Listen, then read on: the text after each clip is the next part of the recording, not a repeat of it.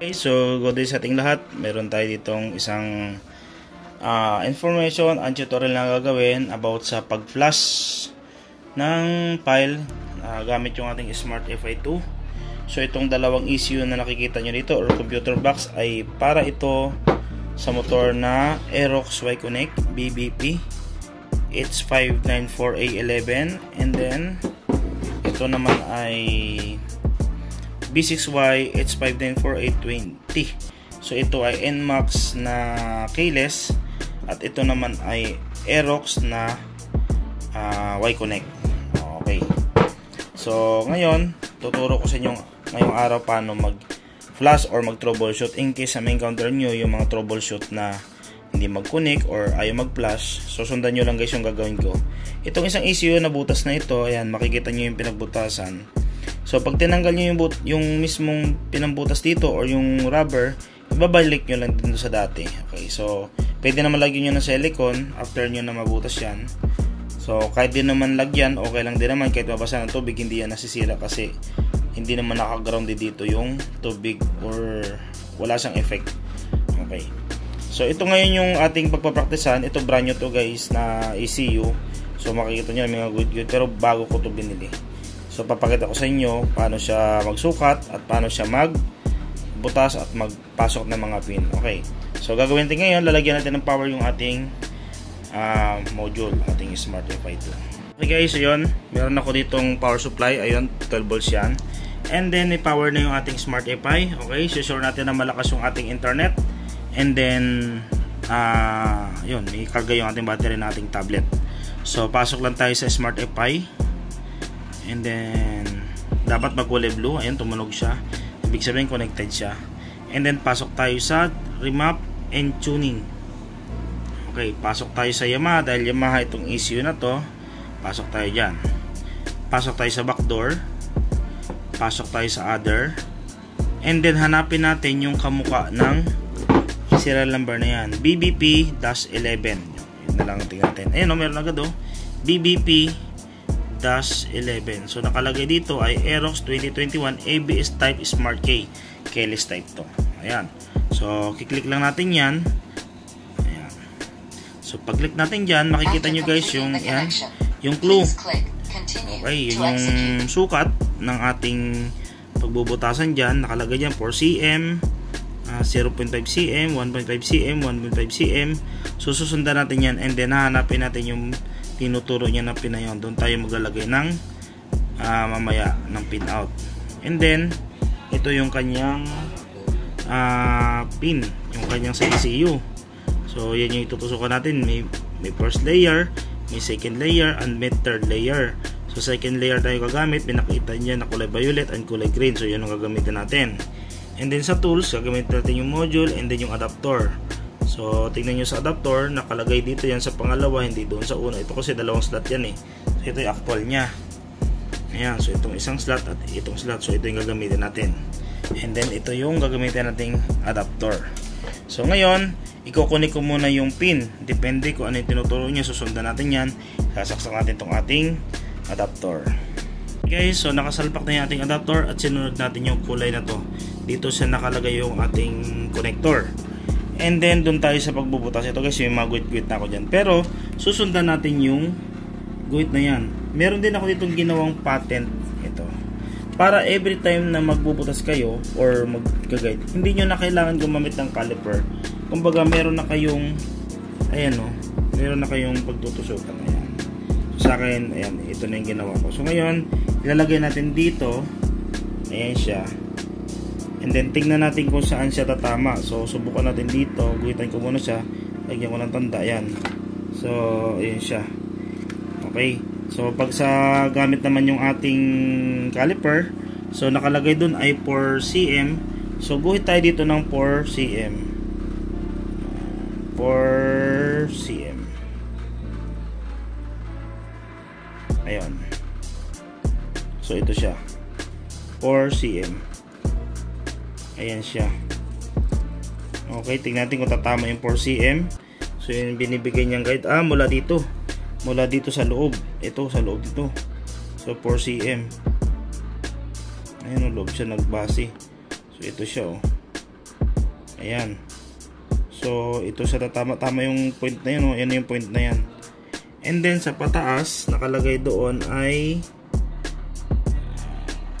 so ang pinabubutas niya kasi ay square, malaking square.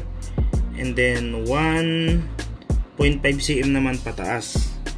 So 1.5 cm. Ayan. So ito naman yun pataas. Okay, yun siya. Ayan, tumatama. Ito yung guide na yun guys. Ito to. Yung guide ko na yan. Okay. So ngayon nakuha natin yung 1.5 cm. 0.5 cm naman yung clearance sa baba. 0.5. Ito siya. So yan naman yung clearance sa baba. So mula dito sa baba, yan naman ang clearance nya. Kumbaga yun yung bubutasin nating malaki. Okay. So medyo may kalakihan yung butas guys na tinuturo nya. Pero dito sa sukat ko na to, okay, so ganito lang natin siya kukunin guys. Kung mahihirapan kayo sa ganong size o sa ganong sukat, ito lang yung pinaka sukat sa akin. Ito. Ayan, tingnan nyo guys ha. Kasi parang mababakbak ko siya na malaki. Okay, so ganito lang guys para mas madali nyo makuha. So mula dito sa dulo hanggang dun sa guide, ayan o. So papatak lang siya ng 44. Ito siya, tanggalin ko ha. 44 mm.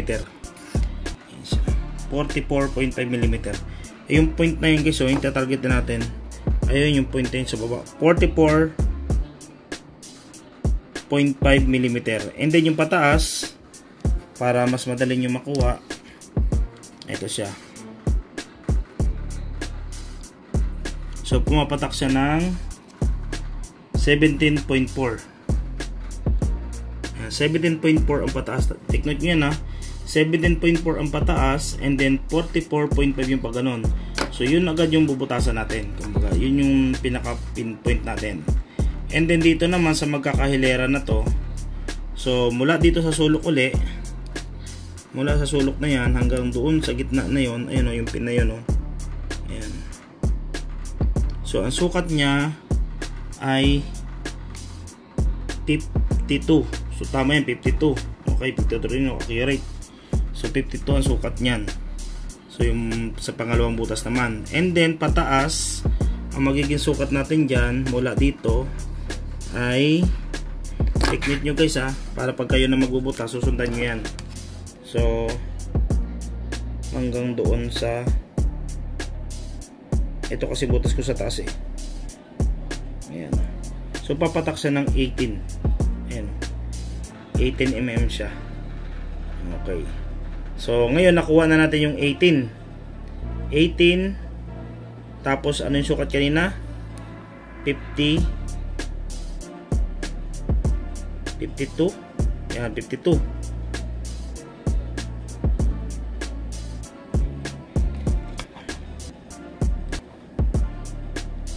Ayan, 52.2. So 52.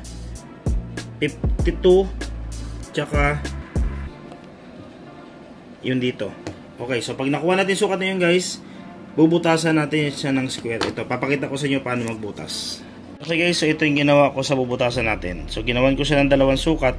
So ito yung pattern ko naman na ginawa after ko na makuha yung dati kong binutasan. Ayun siya, ayun, nakita nyo pumapasok naman yung guide.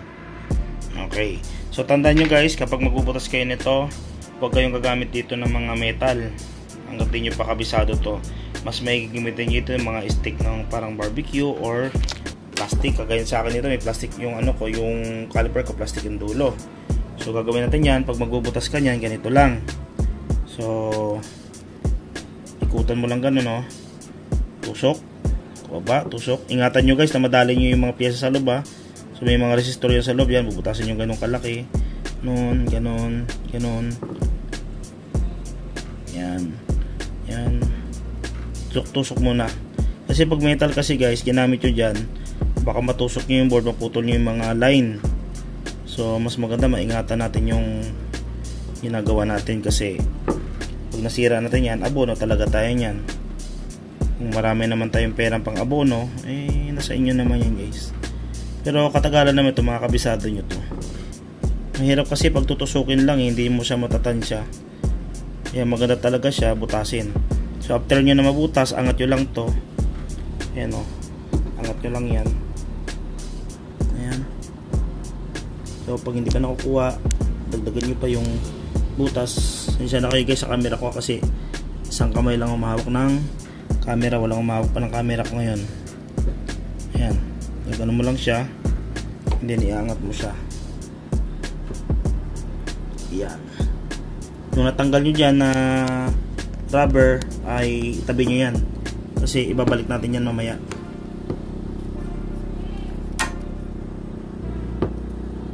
Ayan, siya na kayo guys. Medyo pahirap pa ng ayan. Okay, so natanggal ko na yung isang side. Ayun na, natanggal ko na oh. Ito na siya, tatabi natin doon. Okay, para maya ibabalik natin yun. Ayun oh, nakita natin yung tutusukan natin. Ayun oh, yung pin out, nakita nyo. Ayun oh, dalawa. So yun yung dalawa na yun. Okay, ngayon yung isa naman, ito guys medyo masela kasi may resistor dyan sa loob. Ayun oh, makikita nyo resistor na yun oh. Ingatan nyo yun guys, mag-aabuno tayo nyo pag nadali nyo yan. Ayun oh, wala yung ayun, malit na resistor na yun. Ito kasi yung pin eh, ito resistor. So iingatan nyo yun. So same pa rin. So dandahan mo lang din magtanggal. Ayan, in case na matanggal nyo yung resistor, gamit lang kayo ng microscope, pakabit nyo, or may mga gumagawa dyan ng cellphone, pag hindi pa kayo marunong magkabit, ipahinang nyo sa kanila. Pero pagka marunong naman tayo maghinang dyan, pwede naman.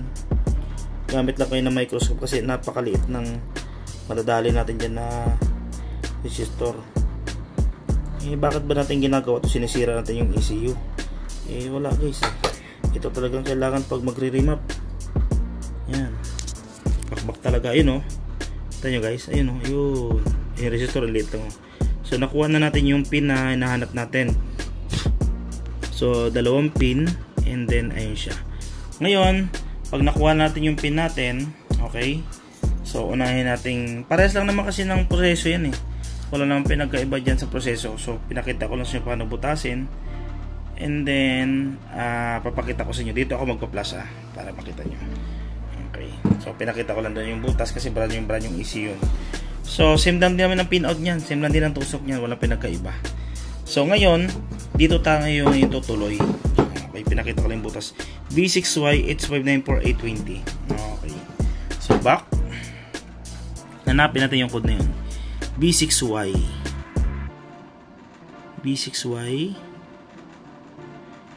yan o, V6Y H594820. So ito yun, NMAX version 3 2021. So ngayon ilagay natin yung tusok dito kung paano natin nakita kaya doon. So back door, other, and then B6Y20. Okay, so yun yung pin out. Sundan lang natin yung violet and green na yan. So doon naman tayo sa pagtutusok. Okay guys, so yun, nakapin na ako doon, nakatusok na ako doon sa tinuro niya na kulay na yan. And then ayan siya. Okay guys, so yung diskarte na yan guys, pwede nyong gayahin to. So pag hindi naman umubra, pwede naman kayo gumamit ng BDM. Alam nyo may mga butas-butas na nabibili sa online. Ayan siya. So para hindi tayo mga kasi guys, matagal to, halos 10 minutes. So okay lang natin yan after natin matusok. Ayan. And then pakita ko muna sa inyo yung auto search. So saka na tayo dyan sa mga tuning na yan, auto search. So mag-try muna tayo ng mga file. Example, ang motor ay naka-open pipe, pwede tayong gumamit ng 3% fuel. Additional yan eh, plus o nakalagay. So depende kung alin yung gusto niyo dyang gagawin sa motor. O kung original, ito yon. So kung medyo nakapanggilid or yung super stock, try natin yung 4. So try natin to. Ayan, example, try natin yan. And then okay natin. So ito guys, once na pag okay natin at naging 0, lumakad yung number, ibig sabihin nasa tamang pin tayo. Ngayon kapag tinusok natin yan, at halimbawa hindi ko tutusok yung isa, papakita ko lang sa inyo guys, hindi nakatusok yung isa, ilalayo ko lang konti. Okay, para makita nyo yung pinagkaiba ng nakatusok. Ayan, tanggal ko muna isa, and then okay natin.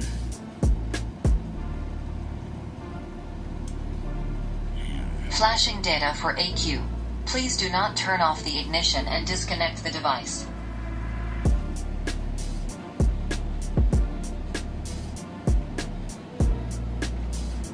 Yan lalabas sa kanya. Unable to connect to motorcycle or AQ. Please select the correct motorcycle or check ignition switch, DLC connector, Klein, CAN bus, battery, power supply. So itutusok naman natin, itatama natin ngayon. ECM damage. Kasi ano yan guys, pag hindi nyo na itatama kasi yung pin yan, ulit-ulit lang gagawin nyo dyan. Panay ano yan, panay ganyan nalalabas. Dapat nakatama talaga siya dun sa pin na yun. Nakatama din yung tinutusok natin. Kasi pag, di ba may tatlong pin dyan? 1, 2, 3. So yung pangatlo sa, ayun sa taas, huwag natin gagamitin. Dalawa lang sa baba. Okay. So ulitin natin. And tingnan natin kung tatama na.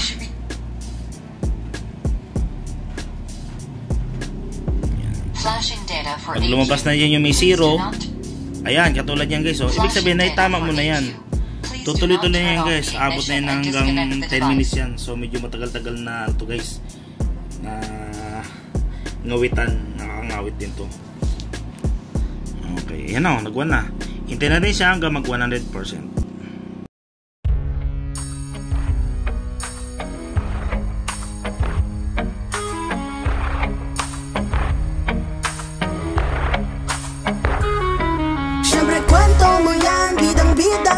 Tuwang-tuwa pa talagang sinisiraan mo ako.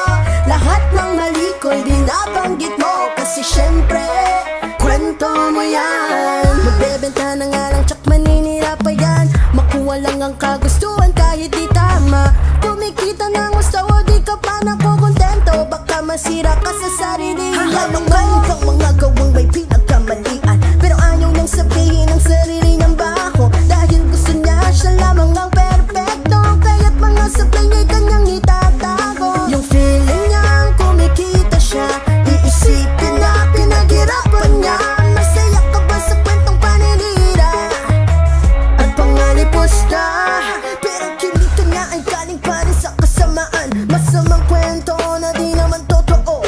Para maging mahusay sa mata ng tao, ikakalat mo pa para mabatch ako ng bago. Siyempre kwento mo yan, bidang-bida ka dyan. Tuwang-tuwa pa talagang sinisiraan mo ako. Lahat ng mali ko'y binabanggit mo. Kasi syempre, kwento mo yan. Syempre, syempre, syempre, syempre, kwento mo yan. Syempre, syempre, syempre, syempre, kwento mo yan. Pwede namang mabenta ng walang paninira. Para sa kapwa may di makapagtanim ng salita. Salitang lumalason sa isipan ng tao at mabilis na lumalala. Mapalabas na siya lang ang tama at ang mali ay ituturo sa kapwa. Kung matino lang ang pag-iisip mo, hindi to gawain ng mahusay na mekaniko.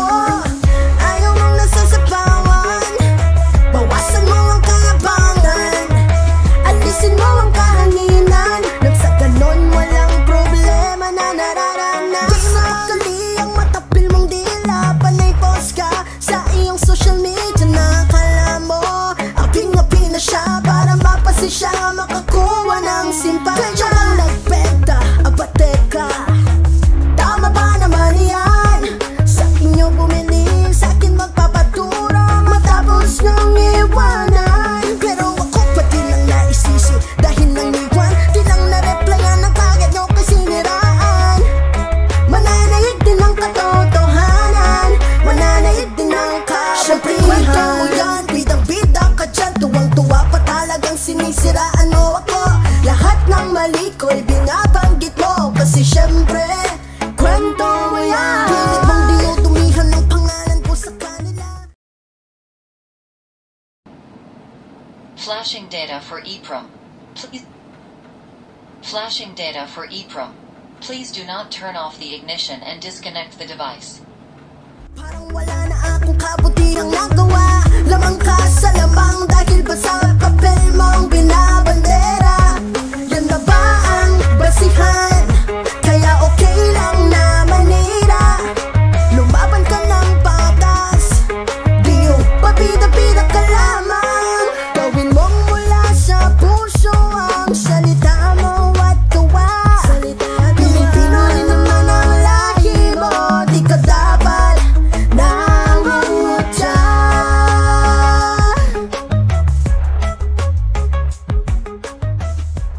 so yun, na-complete na natin, nakalagay dyan, finish flashing data for ACM. Okay lang natin yan. So after okay natin, bunutin na natin yung mga pin na yan.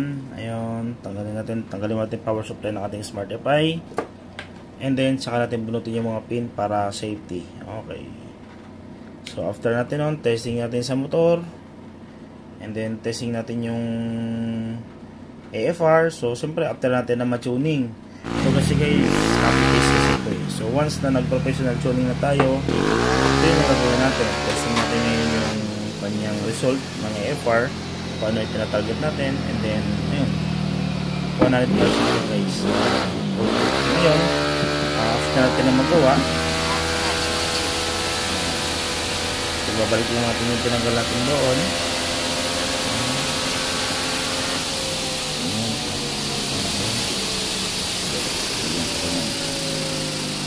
Ayan, babalik natin yan.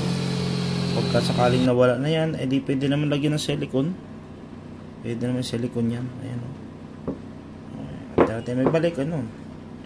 Pwede natin i-silicone or pwede natin i-tape. Lagyan natin ng tape yan, pwede naman. So, lagyan natin mga sticker natin. Ayan. So, ganun lang guys.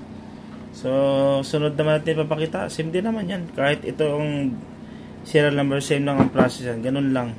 So, about dun sa pag-tuning or other mga tutorial, yun. Abangan nyo lang guys yung mga gawin nating mga video kapag may mga time tayo. So, yun. Okay? Ano pa yung camera natin. So, magandang araw sa ating lahat.